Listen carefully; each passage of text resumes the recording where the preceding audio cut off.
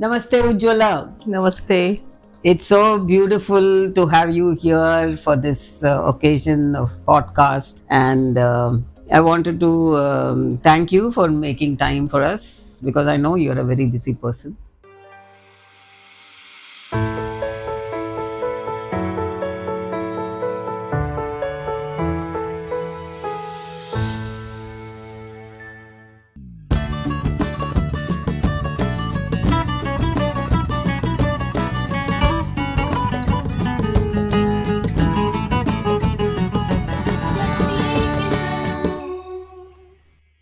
So we'll straight away start off with you are from Amravati. I've heard about Amravati only through you.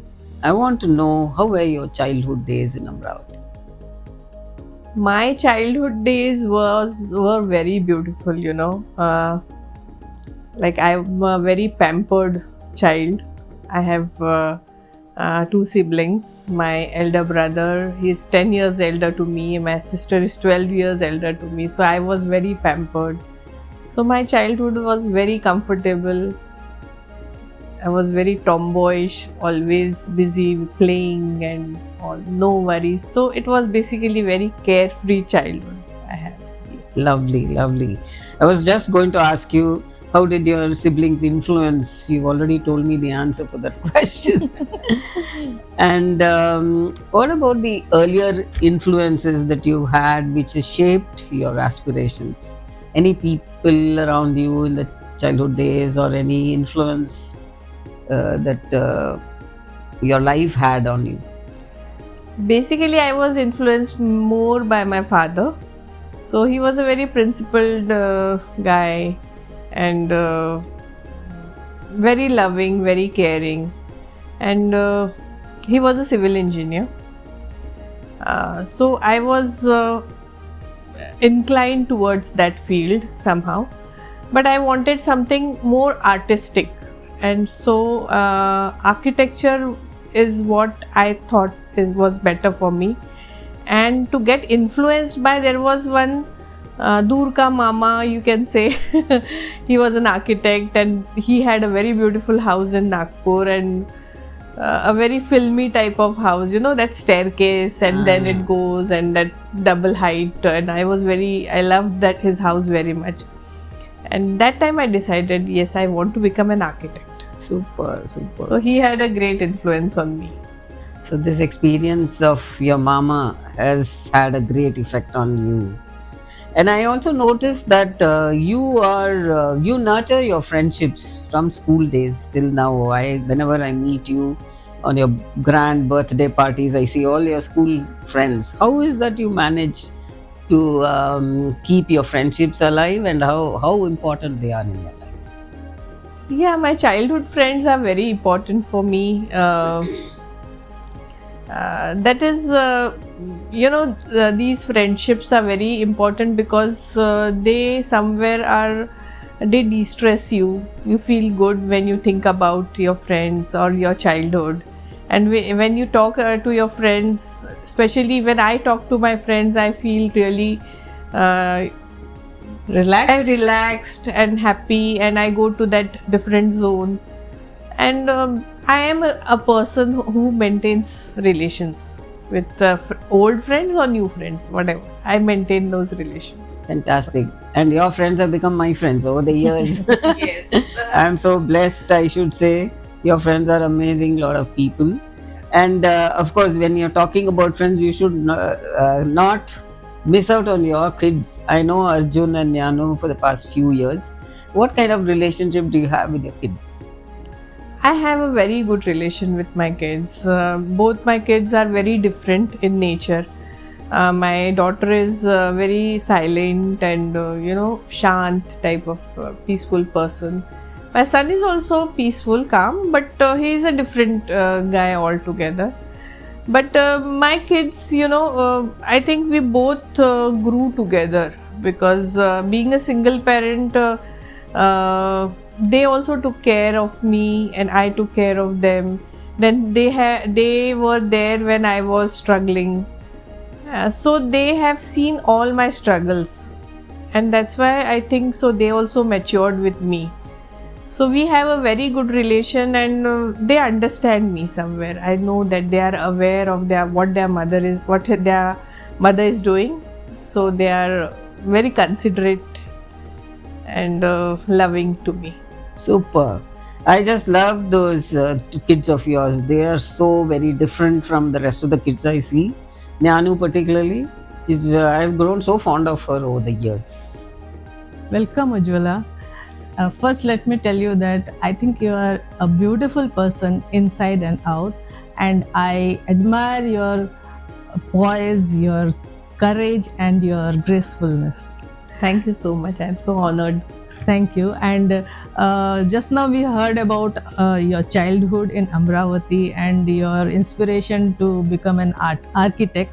So my question for you is, how have you changed over the years from a simple architect from Amravati with dreams in your eyes and becoming the first woman in real estate of Maharashtra?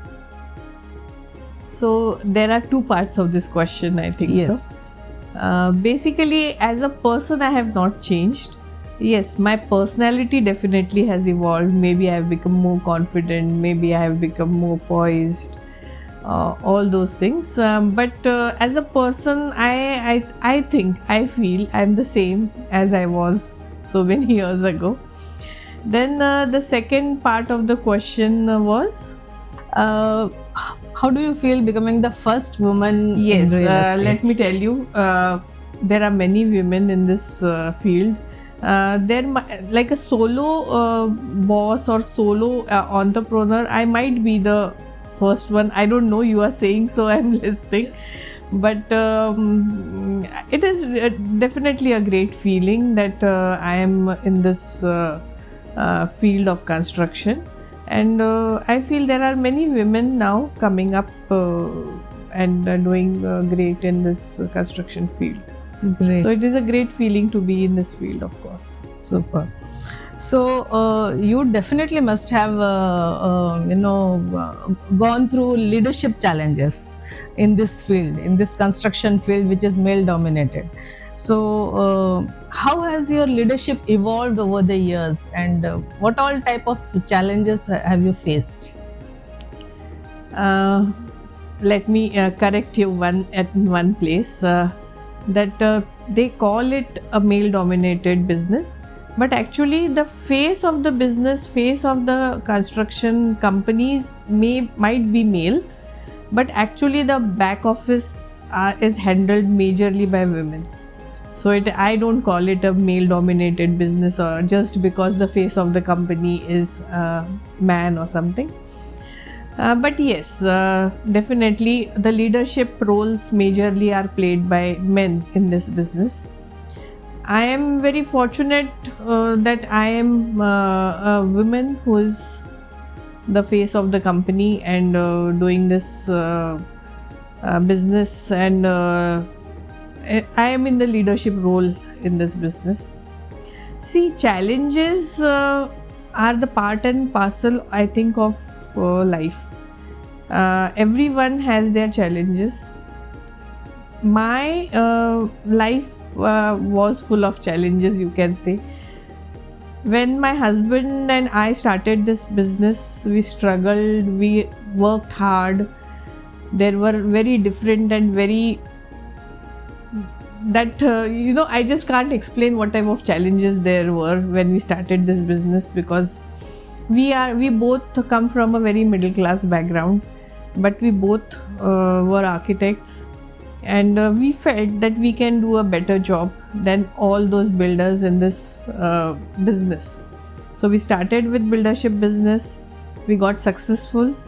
The major reason for our success was which I feel is the intention behind doing this business.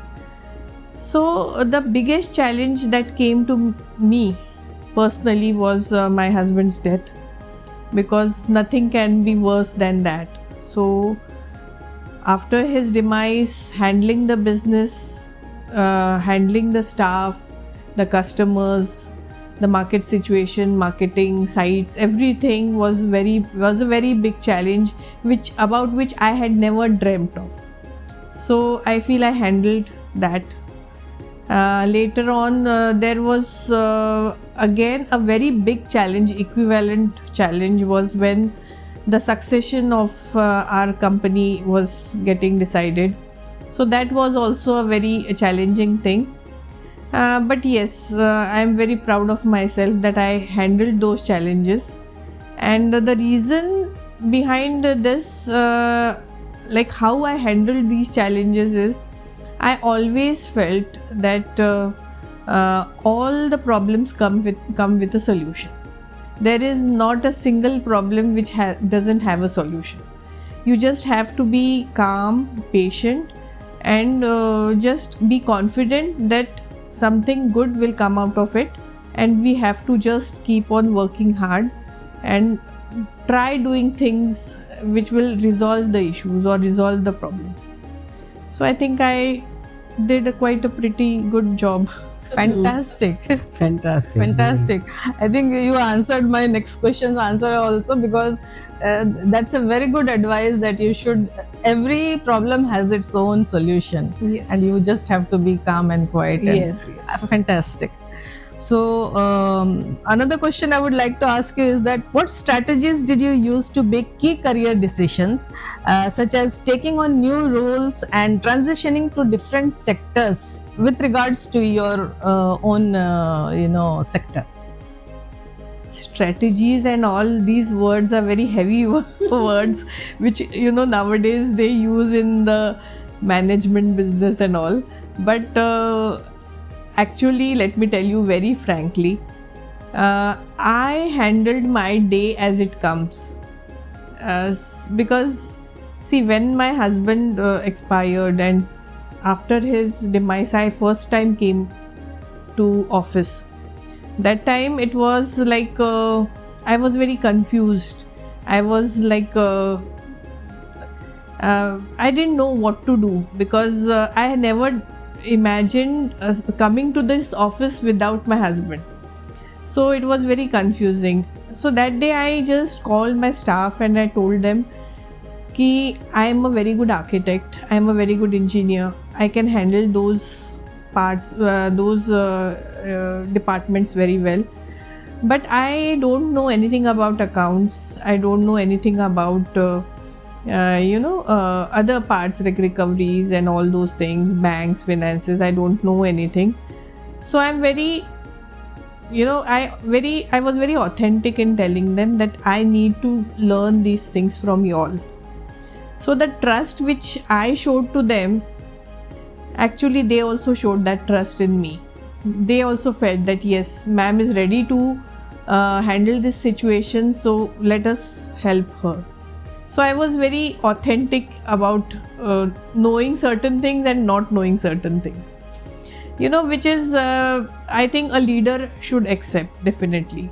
Then the strategies, you can say, first thing about my leadership skills that you may say, that I always believe in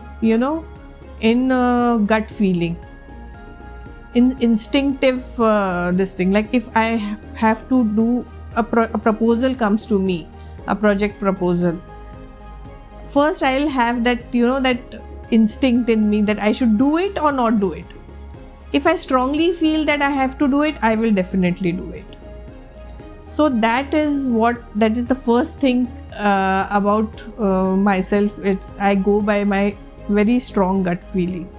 Then about other things which I have empathy towards my staff, towards my customers. Because see, I am into the business where people they give all their earnings to me to have their first home or something. So I have that commitment towards these people.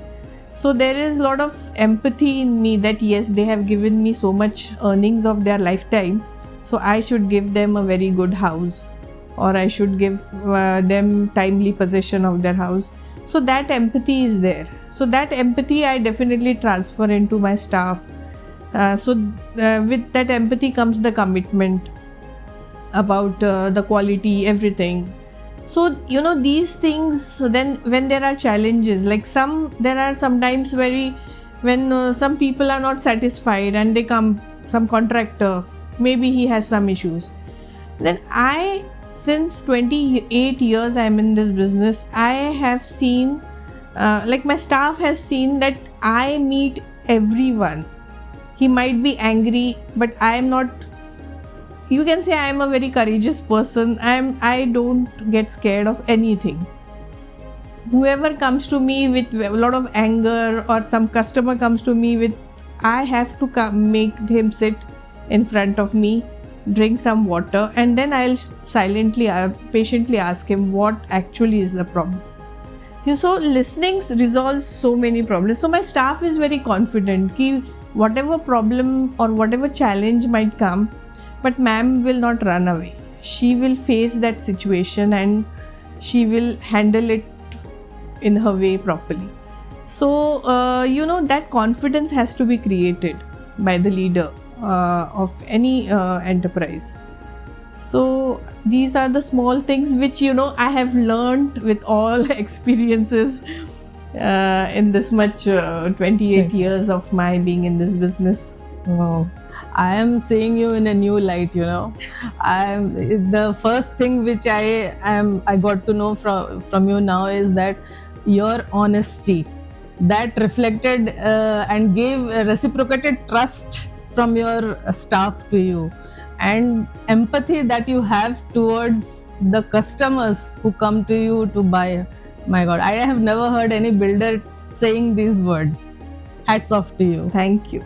So nowadays we always hear about this gender inequality. So I'm sure you must have also faced some gender specific challenges in your career. So how did you overcome them?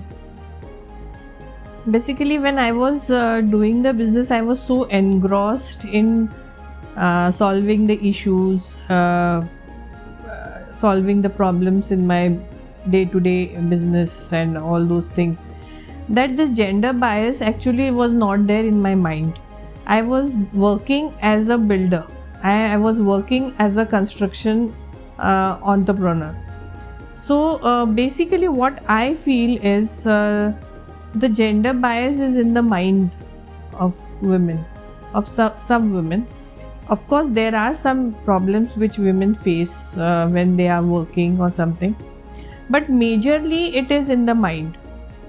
When I go to meet someone for my business, or when someone comes to me, what I feel is they might be doubting about my business acumen sometimes, or they might be having some doubts ki I'm a woman in this business, so I might know certain things or not know, whatever. So that is their problem. What I feel is I shouldn't be worried about it. And what I do is I just be very professional, very seriously professional in my attitude, in my behavior with them. And after certain time, that person also gets, she means serious business, and we have to be, the behavior has to be professional. So, that thought about gender bias, or it's, diluted. So I think all this gender biases and all are in the mind. So we should not think about these gender bias things, and we just keep on doing, working properly, professionally, in a nice way, in a proper way. So all these gender and biases and all these thoughts won't come. And I think I was fortunate enough that I did not have this type of problems. I did not feel, and if there was something, I ignored it, and I ignore it. Okay, great. Because for me, my work is very important. That's all. So you have taken your company to great heights up till now.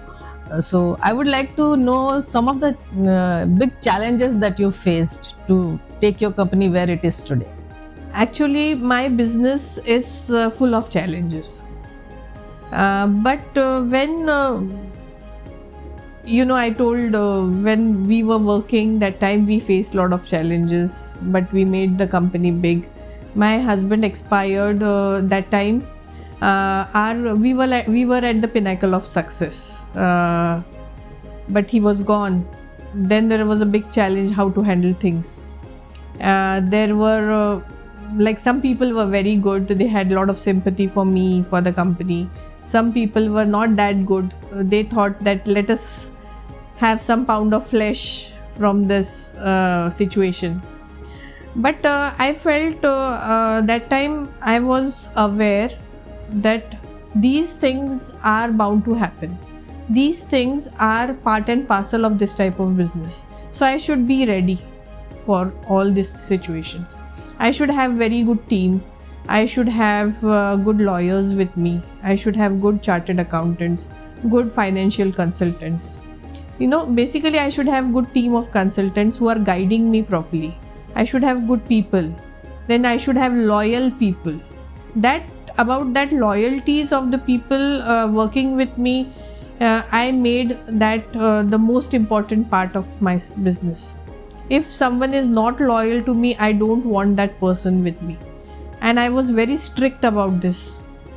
So definitely those black sheep, they left the company as soon as possible. Then these, when such decisions you take, definitely the challenges get reduced. But yes, day-to-day challenges are there which you have to handle very patiently. After that, new proposals, new businesses. So how to bring those challenges, the number of challenges down. So you have to be, you do Reiki about those, you do due diligence, you do feasibility reports about the new projects. So these are the things which I regularly do. But yes, challenges are there and they will be there and you have to tackle them, and there are solutions for each and every challenge, which I believe I am a thorough believer of that everything can be resolved. Great.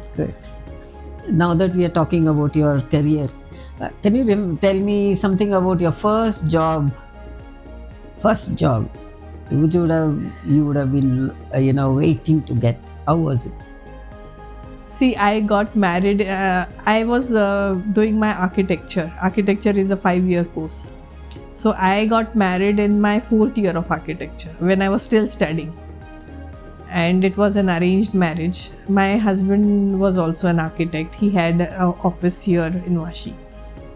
I came here and he told me that he has some plans of entering the builder's business. I said, wow, great. I didn't understand anything because I was very young. I was just a student. So he said, you have to help me in everything. After I think 7-8 days, 10 days after my marriage, I started going to the office and I was fully busy in the office. I was doing all the drawings. Immediately we started the builders, our new project in Kharghar, first project. So that was a very much learning stage for me. I knew architecture, that's all. But builders business, you know how the new businesses are. Everything is done by you only. So I was doing my architectural drawings, I was going to the site, I was doing marketing, I was looking for purchase of, I was talking to people, lift guys, I was talking to tiles guys, everyone. So basically all the works I was doing. So it was a very learning stage and very interesting stage, lot of energy, working on so many things. So it was very interesting. First job was my own job where I was the director of the company directly. Okay. And I believe Kharghar used to be known as Havregar in those days. Yeah, a lot of projects. Of projects we did in Kharghar. And how has your industry changed over the years? How was it? Has it drastically changed? Has it evolved to a better place? How was it, your industry? Yeah, definitely. It has evolved as people have become, with all these gadgets and mobiles and internet, people have become more aware of what is happening in the world. They know. First, we used to just give a home, a house. without much of the amenities. Basic amenities were there, like the tiles and the CP fittings, sanitary fittings, good paint, that's all. But now people want modular kitchens, they want air conditioners. Some people want, finish proper interior, finished flat. Then they want good gardens, they want club, they want swimming pool, they want these type of amenities. Then now again to luxury they have gone to. They want very nicely decorated lobbies. So slowly these things started evolving. First it was different, people were satisfied just with their house, correct. but then they wanted those amenities and all. So that is very natural. Change is inevitable. Yeah. What innovations or what excites you in your what kind of exciting projects Yes, that you're looking? I can tell you one example about it, about like selling the flats. So first we used to have a marketing office, big marketing office with so much of staff, and then we used to give advertisements in the newspapers with big hoardings and all. Very expensive affair. But now I am so happy with the way things have changed and evolved. Like I can, a person sitting in Dubai or maybe somewhere in US or somewhere far away, he can see the three-dimensional view of his flat. How he wants to buy a flat, he doesn't need to come here. So that type of marketing has started, which is so good, so beautiful. Like I can see, everyone can't visualize their flat or Absolutely. their apartment, but with that new technology they can see their flat, how it will look and what they can do. So these are the very beautiful things that are happening. And regarding the technology of construction, definitely there are very nice technologies that are available now, which which has we can speed up the construction. So definitely the time is reduced and we can give the person his home in a very short period of time. Promised. So this is all these things are happening and they are really good. Yes. I think I must switch over to your profession. It's so exciting. You can see the house, 3D view sitting wherever you are, Yes. in Dubai or US. Sounds very exciting. Yes. I want to ask you, what is the most memorable project you have done and what made it stand out? Memorable project in retrospective, I have one which I can never forget and which is very close to my heart. And that is one project in Kharghar called as Shramik. That project we had done for rickshawalas and vegetable vendors and housemaids and that category of people who don't have salary slips. So that project is very close to my heart. In that project we gave houses to 200 plus people, families, and I just love that project very much. At present, I just recently completed one project in Vikhroli. That is a redevelopment project. Redevelopment projects majorly had the lifespan, I mean the construction work went on majorly for 6, 7, 8 years, 10 years or more than that. When this building, one building I took in Vikhroli for redevelopment, there were many old people in that building and they came to meet me in my office and they said, can we have our own house when we are alive? That was which it touched my heart, and I promised them that I will complete your building as soon as possible.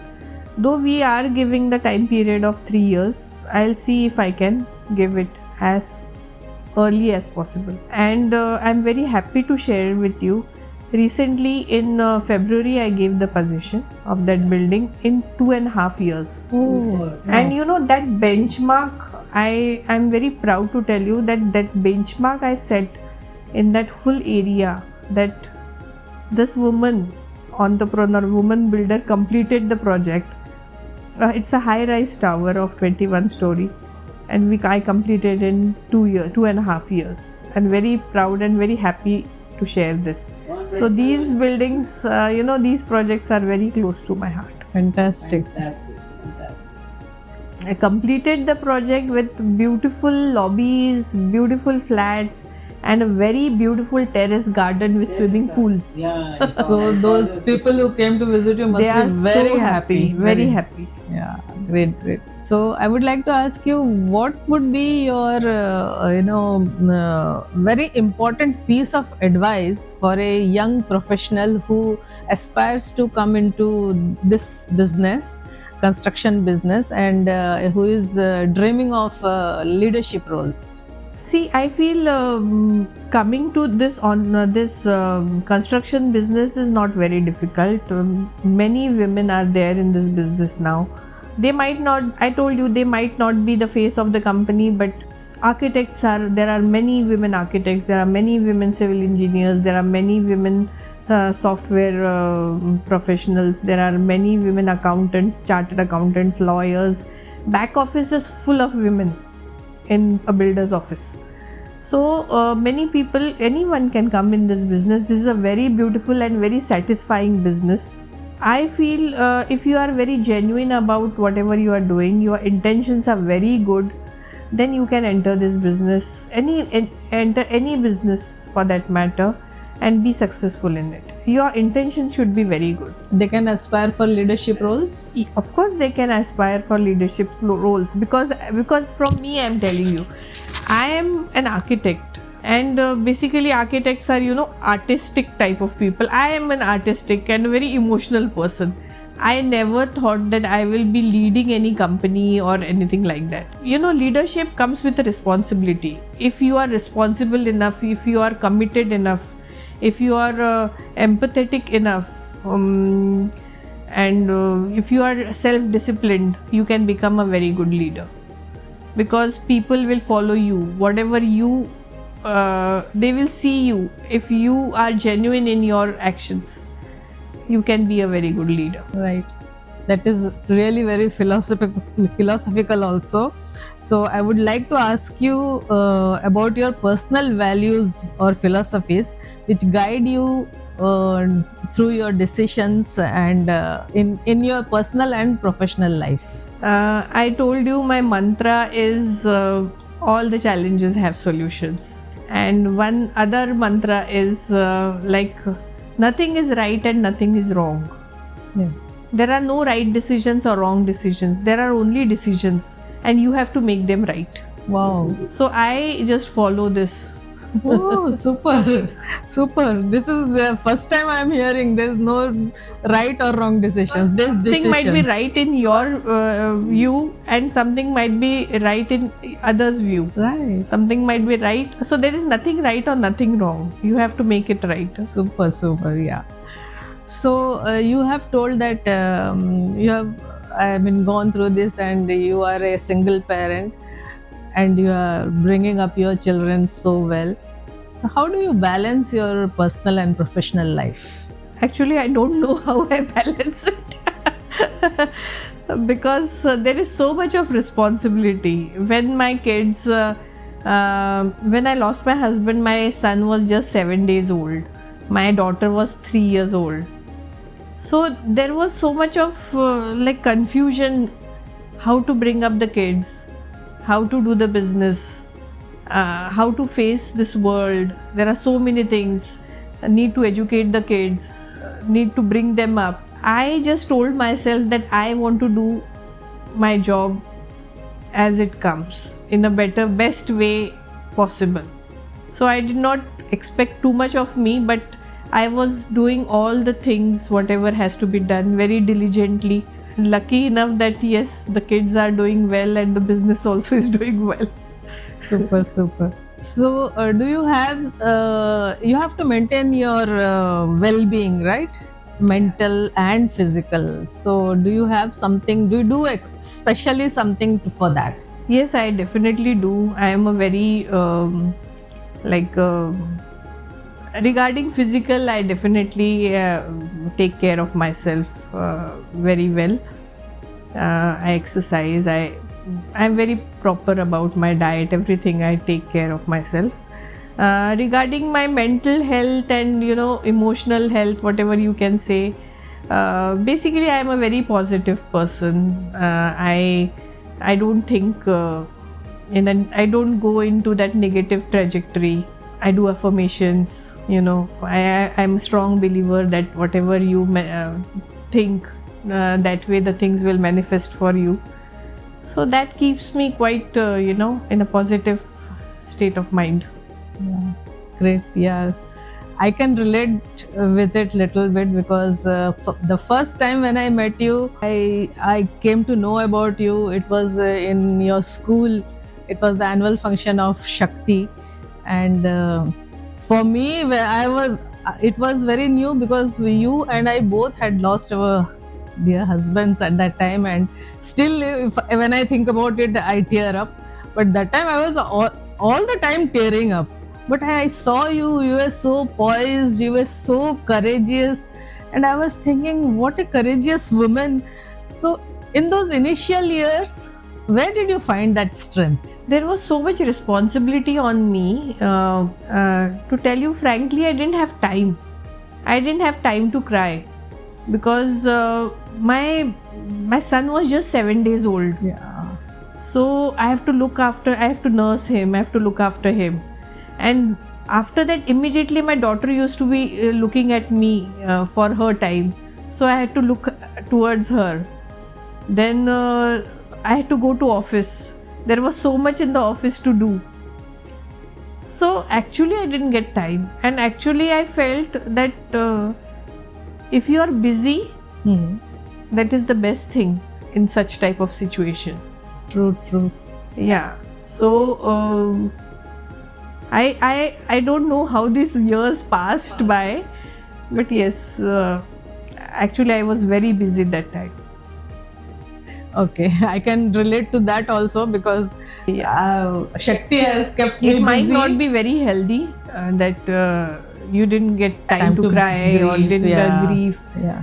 but that's what happened. Yes, you are very right that you have to keep yourself busy. Ujjwala, now that we've heard so much about your projects and your job, your profession, and so on, I want to know how do you plan to continue to do the impact that you are doing in your industry, and what kind of legacy would you like to leave behind in the industry and beyond?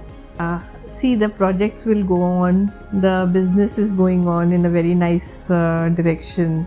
I have diversified also. I told you I'm working with Tata. I am doing manufacturing and co-packaging for food and beverages company. I have 4 factories in 4 states. I have in Haryana, I have in Bihar, I have in Maharashtra, I have in Nagpur, I have in Mumbai. So I have these 4 factories. See, work will go on.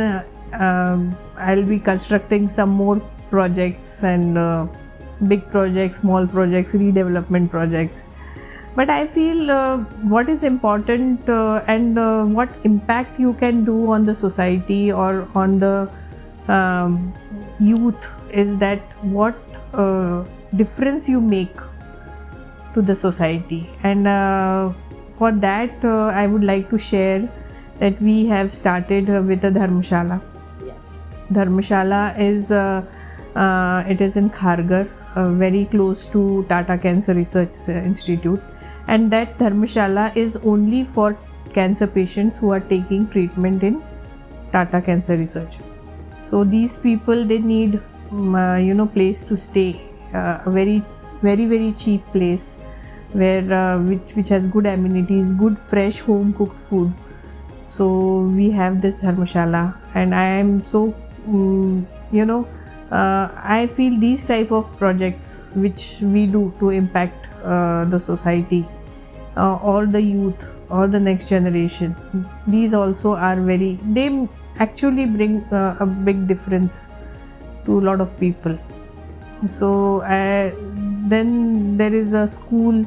The school also is not for a very rich kids or anything. It is for kids who are not from very great family backgrounds or not from very rich family backgrounds. I think so many girls from my school are the Shakti girls now. So that school also is definitely making a difference, because we in our school we have so many students who are from anath ashram. Some students are such that they sometimes they are working as maids. The girls are working as maids to some places, and then they come to school and study. So that small difference also, if I bring to these people, that will be really lovely for me. So business is expanding, business will be diversifying and making some more businesses. I want to enter into hospitality also. I want to do so many things, but these things I think will impact the society more. Yeah. So at this point, I would like to recall in 2015, I must thank the president of IFSA in Vashi who shared your number with me the first time I landed at your place. Yeah. And that's how the Shakti journey started. Yes. You said you come to the school and you took me to your school. That was 9 years ago. And I'm really, really blessed that I came into contact with you, and that's how the journey has started and it has grown. We are into the 10th year. What would you say about Shakti journey? First, I would like to congratulate you for the 10 years that you are completing for Shakti. I just feel that it was yesterday that you had come to me and to start, you needed a place. 10 years have passed by. You have made such a great difference to so many girls. I'm so proud of you, and I'm so honored that I have this chance that you came to me and not anyone else, and I got connected and we have become friends. But Shakti, when I come every year for the annual functions and all those, and I see those girls, what they were and how they are now, it's amazing. The way you are, these girls have become so smart. They have really become something. They were nothing and they became something. You really polished these girls so well from all sides.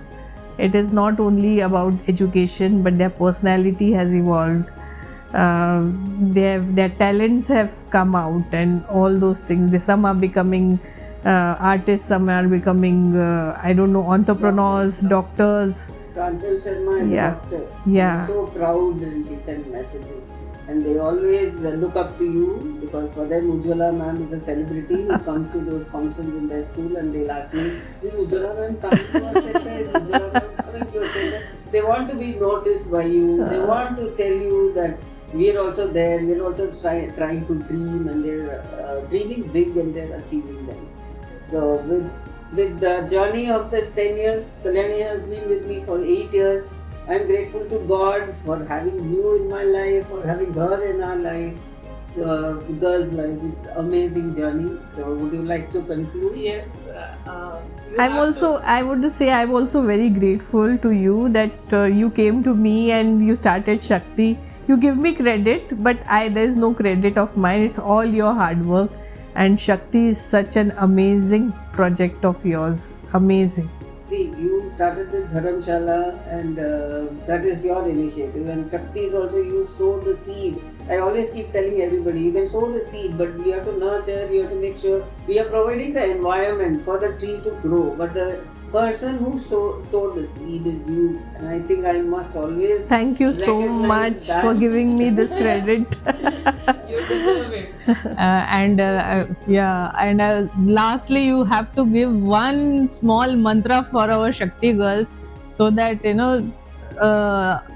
will learn from you how to face challenges in their life. So these girls have to just be aware that challenges are part of life.